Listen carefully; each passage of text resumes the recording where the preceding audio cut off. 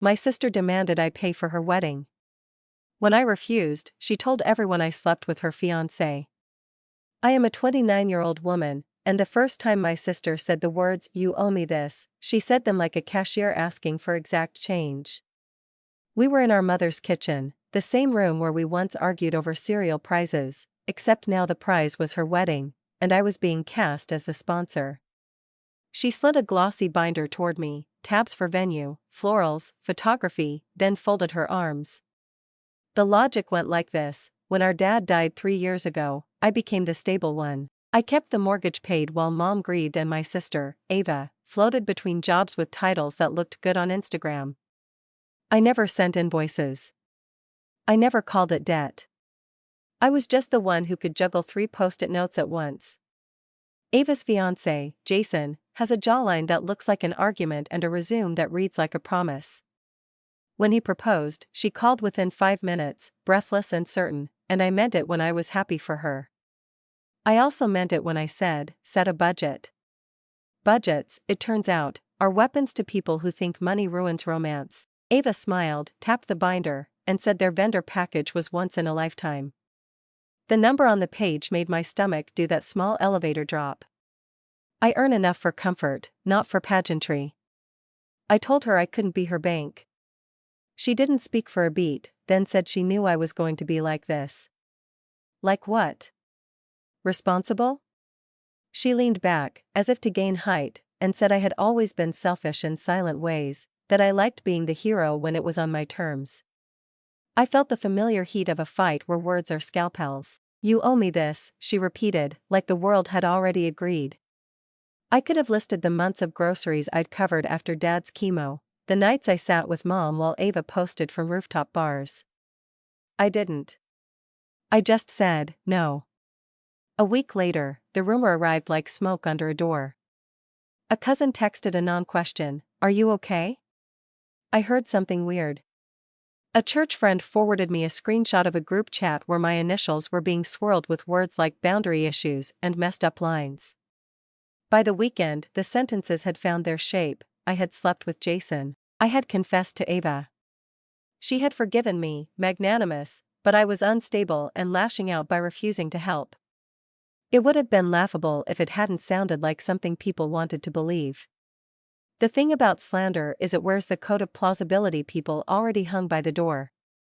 Jason had DM'd me months earlier, late at night, asking for help picking a necklace for Ava.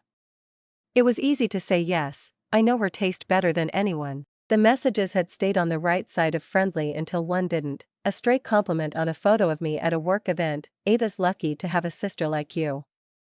Most don't age like wine." I sent back a thumbs up and then silence. He apologized the next morning, "Bad joke, my bad," and moved on to cufflinks. I didn't tell Ava, it felt like lint, not a stain. That lint became kindling. I made a timeline because timelines are boring and therefore powerful. Date of the binder. Date of my refusal. Date of the first group chat screenshot. I printed the DMs and stapled them in order, the way my therapist taught me to stitch reality against someone else's edits. Then I called Ava. She didn't pick up. She texted the next day, "You promised to be happy for me." This is not happy. I stared at the screen and felt my breath go small. Our mother called that night, voice soft from years of making peace sound natural. "Ava is very hurt," she began. "By what? By math? By your accusations." "Whose accusations?" Silence, long enough to grow something in. She said Ava had told her I confessed to a boundary mistake and then weaponized money. She said Jason was mortified for me. She said families survive when we don't air dirty laundry. What she didn't say is that she believed me. She avoided belief the way you avoid touching a hot pan without potholders. I didn't ask her to pick. I just said I hadn't done what they said, and I wouldn't pay for a story that asked me to. Humiliation is physical. It prickles the back of your neck, it makes you conscious of your hands like they're in the wrong place. At work, I kept my head down while my phone vibrated with opinions. At the grocery store, I ran into one of the mothers from Ava's dance team days, She smiled too tight and said weddings bring out the worst and the truth. I stood between canned tomatoes and chickpeas wondering which I was being cast as. Jason texted me 2 days later, we should clear the air. Your energy is hurting Ava. Your energy is the kind of sentence people use when they don't want to name behavior. I wrote back exactly 8 words, stop lying. Don't contact me except through Ava.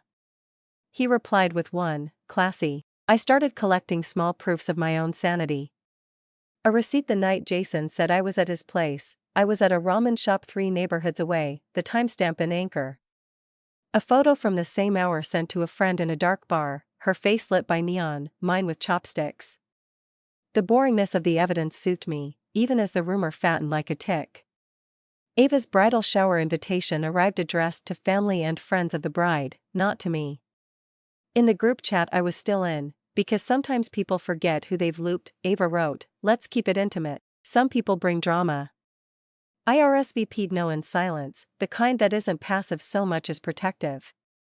When the shower photos went up, balloons and blush napkins and a cake with Mrs. Soon piped in cursive, Jason's sister posted a caption about forgiving what you can, cutting out what you can't. The likes were a Greek chorus. I closed the app. Then I reopened it like a tongue going to a chipped tooth. Aunt Lydia called the next morning. She's the only adult who ever told me as a kid that being good and being quiet are different sports. Tell me your version, she said. I did, without adjectives. She exhaled. That boy's always been the kind who looks in reflective windows. That doesn't make him a cheater, but it does make him a collector. Ava loves collections. She loves to be the prize. She will not notice if the prize shelf wobbles. I decided then to show Ava my timeline, not because I believed she'd thank me, but because I needed the record to go where it belonged. I texted asking to meet in a public place. She chose a cafe that photographs well, marble tables, eucalyptus and amber vases. She arrived late with no apology, Jason in tow, sunglasses on indoors. I laid the printouts on the table like cards. Ava didn't look down. She looked at me, eyes bright the way they are when she's about to cry in a way that makes people hand her their coats. You promised to be happy, she said again. Happiness isn't a bribe, I said. It's not currency for silence. Jason leaned back, jaw working. No one would believe your photos. This looks like a campaign. Who keeps receipts like this? People who get lied about, I said. Ava's lip trembled. I can't do this with you. Your jealousy is a sickness. I didn't know until then that you can feel something break and not hear it. I slid the papers back into the folder because public isn't safe when someone's decided her pain is theater. As we stood, Jason said quietly, for me alone, you could fix this. Pay for the weekend. Show you support love. Then he smiled small, like a man pleased with his own cleverness. I walked home instead of taking the subway because I needed time to decide which part of my own story I could still be proud of. That night I made a new list titled, What I Will and Won't Do. Will, send a formal cease and desist if the rumor uses my name in writing. Won't, chase every whisper. Will, protect myself at the rehearsal and wedding, if I go at all. Won't, stand next to a man whose apology lives only in rooms without microphones. An ultimatum arrived via mom the next day. Ava wanted me at the wedding, she wanted proof I loved her in the form of payment, she wanted me to stop spreading toxicity. I said I could attend as a guest, not a donor, not a maid of honor, not a villain. Mom sighed the sigh of a woman who has run out of polite words and said, your sister will never forgive you. I asked, for what? She said, you know. I hung up because we were no longer speaking in sentences that meant the same thing. I booked a hotel room near the venue because familiarity can be a trap. I picked a seat near an exit on the ceremony map. I told Lydia where I'd be and gave her a duplicate copy of my folder in case someone needed to remember the record later. I bought a dress I could move in. I reminded myself that love without boundaries is just setting yourself on fire to keep someone's fantasy warm. The rumor kept eating. An old coworker messaged to say he was praying for my healing, as if I'd confessed at a pulpit. My boss asked, carefully, if there was anything that might splash on the company. I said no, then immediately made a private email folder with my name and dates, because paranoia is just experience with a notebook. 2 nights before the wedding, Jason texted again, "Ava is fragile. Don't ruin this." I took a screenshot, added it to the stack, and turned my phone to do not disturb.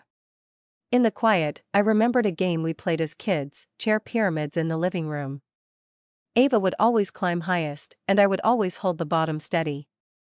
When the chairs wobbled, she never looked down. I finally did. The rehearsal smelled like eucalyptus and rented laughter. The venue was a renovated warehouse with beams wrapped in fairy lights and a coordinator who moved like a metronome.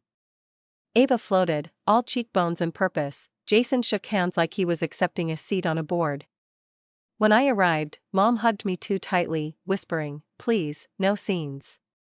As if I were the theater. I stood in the back during the walkthrough, half shadow, half Aunt Bridesmaid limbo. Jason avoided my eyes the way people avoid mirrors they haven't paid for. When the coordinator called for positions, Ava's friend Jenna took the spot I would have had. I felt nothing and then, surprisingly, relief.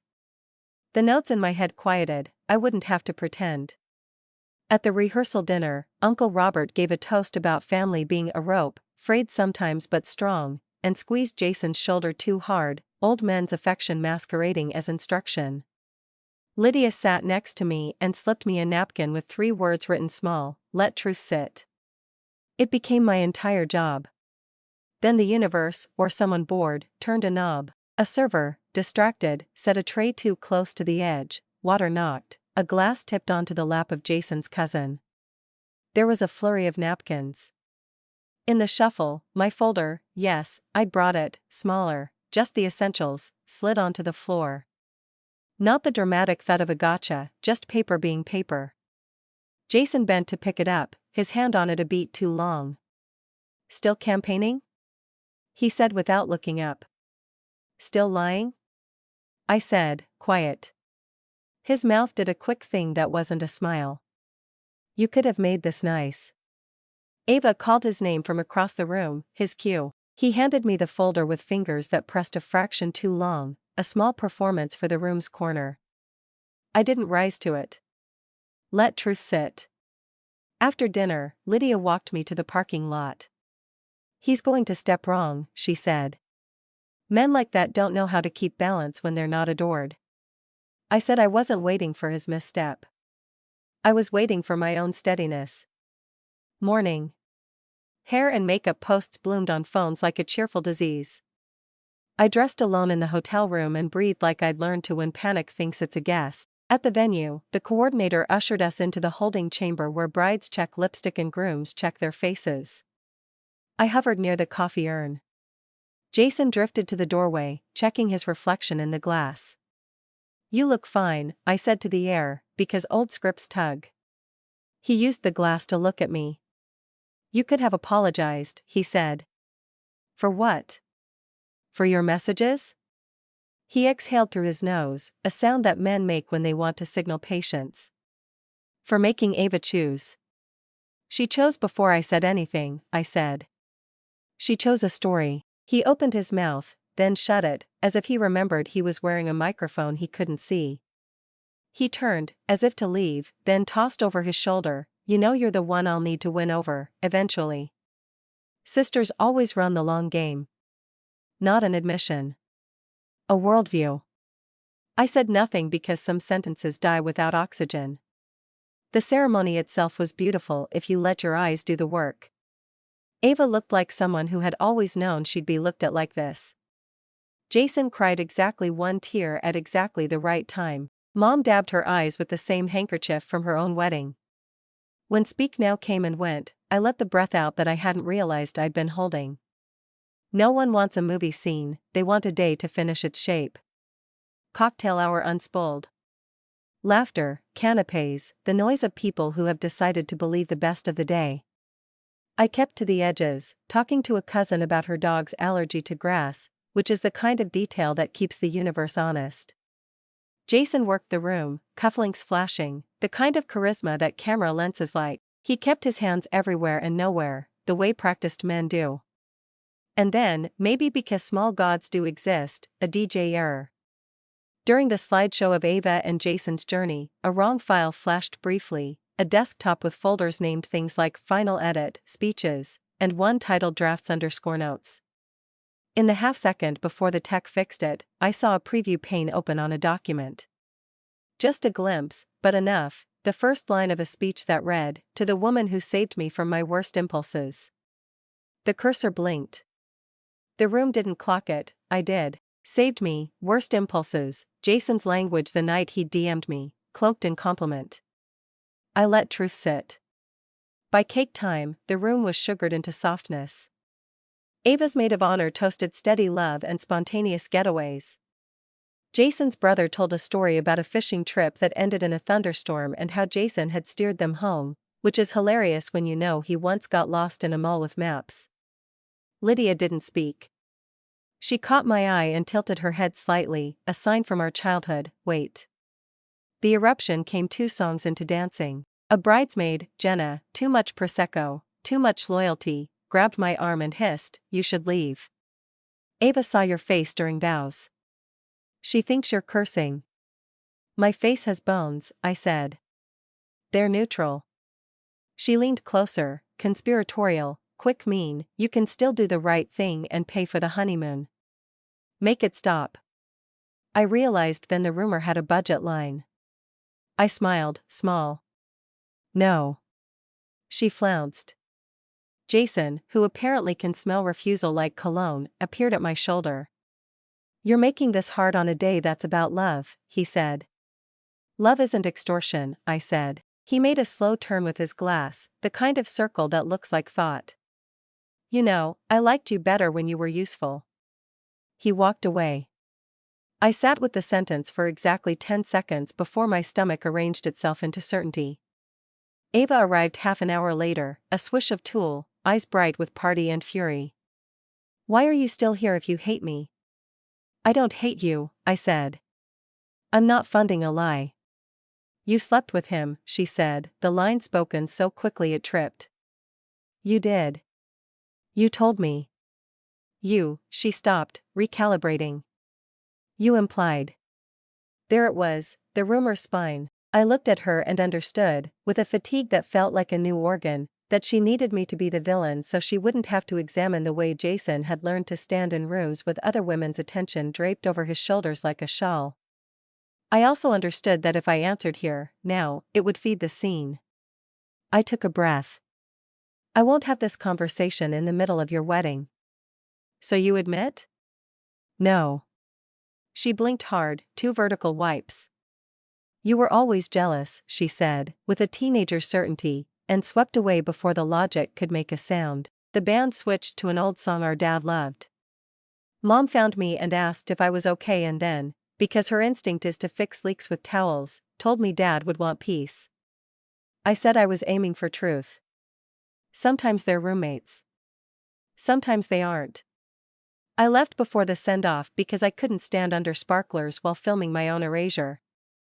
Back at the hotel, I put my folder in the room safe because rituals soothe. I showered hard enough that the mirror fogged and said out loud, to the empty room, one sentence I hadn't let myself say, I am not the person they need me to be for this story. 2 days later, consequences arrived in envelopes. A distant aunt mailed me a Bible verse with no note. Mom forwarded me a concerned message from a family friend suggesting I seek help. My boss asked again if everything was stable. I printed the email and placed it under the photo of the DM where I'd said thumbs up and gone silent. A stack of paper is not validation, it is scaffolding. I didn't see Ava for a week. Then Lydia texted, come by at 6.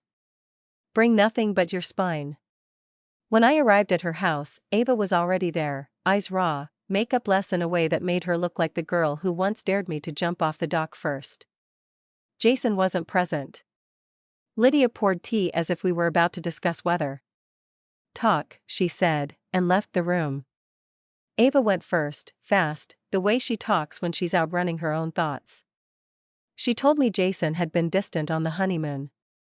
He had spent long afternoons taking calls on the balcony. She had scrolled his phone while he showered. Her rules have always been situational, and found a folder of deleted chats recovered by some cloud quirk, half flirtations with women whose faces were all lighting and filters. Nothing explicit. Nothing nuclear. The kind of messages that let people say nothing happened. The kind that add up to something happening somewhere else. He loves attention, I said. He loves me, she snapped, then added, smaller, he loves me. Both can be true, I said. She stared at the tea as if it might advise her. Then, without looking at me, did you sleep with him?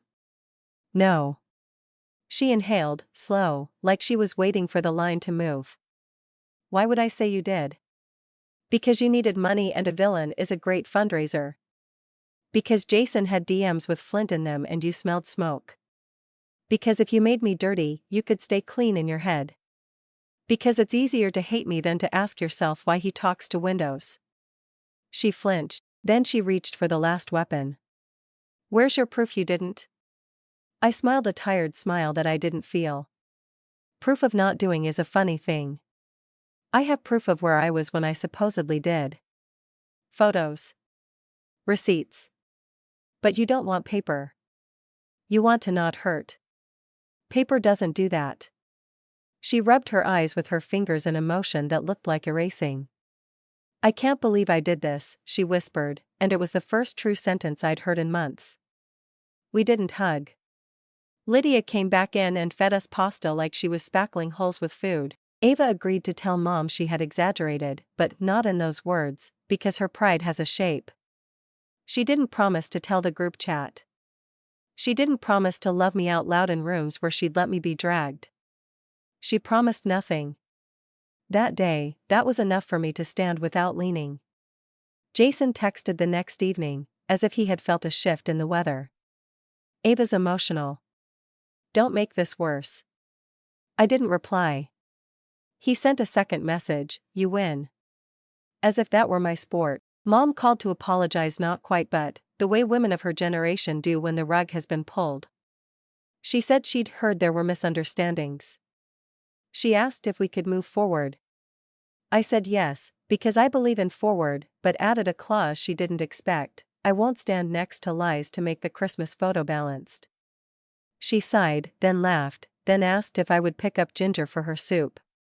People assume endings. They want the fiancé exposed in a grand Facebook post, the sister issuing a public retraction, me framed by comments saying so brave. The actual aftermath is smaller, pettier, more like fruit left out too long. Some relatives still look at me with eyes that say, I wonder. A few have messaged me privately to say they're sorry for participating, a sentence as weightless as confetti. I'm still not paying for the wedding, they managed without me, credit cards are their own faith. Jason still follows reflective surfaces. Ava posts couples therapy quotes in her stories without context. I built a new rule: I don't enter rooms where my name walks in first. I show up to family meals late enough that seating is already a solved equation. I leave before the hour when wine makes people confess their most convenient truths. I keep my folder light but close. I still love my sister. Loving her now looks like refusing to be the altar where she lays her fear. Last week, I met Lydia for coffee. She slid a newspaper clipping across the table, an advice column about grudges. The columnist wrote, forgiveness is not pretending the past used different verbs. I laughed, then took a picture of the line and set it as my lock screen. Not to be dramatic. To be steady. If a niece or nephew ever asks me about this year, I'll tell them, your mother wanted something beautiful. People told her beauty had a price. She tried to pay with a story about me because some debts feel less like stealing if you frame them as justice. I told the truth and paid with silence in rooms that like noise. No one clapped. It still counts. My sister demanded I pay for her wedding. When I refused, she told everyone I slept with her fiancé. The part that matters is what I did next. I chose not to buy my way back into their story. I chose receipts over rage, boundaries over applause. I won't stand up in photos where I'm cast as a healed prop. I'll stand where I can see the exits and the truth at the same time, and if you need me near the end of the night to drive you home when your shoes hurt and your makeup is tired and you need to say you're sorry without saying it, I will pull up to the curb, unlock the door, and let you catch your breath before we talk about what love costs when you're not counting other people's money. Follow me for more stories.